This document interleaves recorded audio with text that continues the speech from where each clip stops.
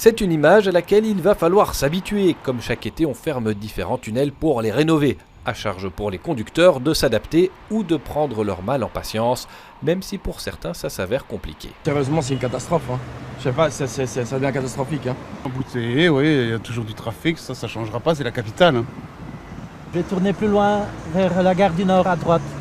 Concrètement, le tunnel botanique ferme dès aujourd'hui et pour tout juillet, car il est directement relié au tunnel Rogier, où l'on va remettre la paroi centrale et rénover l'électricité.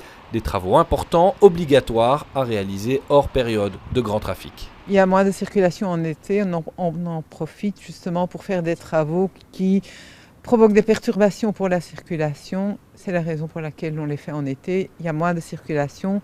En plus, cette année, il y a encore moins de circulation parce qu'avec la crise Covid, on constate que la circulation n'a pas encore reprise comme auparavant. De l'autre côté de Bruxelles s'ajoute la fermeture des tunnels Georges-Henri et Montgomery. Il faut refaire le plafond du premier et comme ils sont en enfilade, obligation de les fermer tous les deux, en journée uniquement. Il y a une raison. Beaucoup de gens vont dire pourquoi vous ne faites pas ces travaux la nuit, c'est mieux pour la mobilité. Oui, c'est vrai, mais pour les riverains qui y habitent, c'est quand même très très perturbant parce que c'est des gros travaux de génie civil qui font beaucoup de bruit et on est d'avis quand même que les riverains ont droit à leur repos.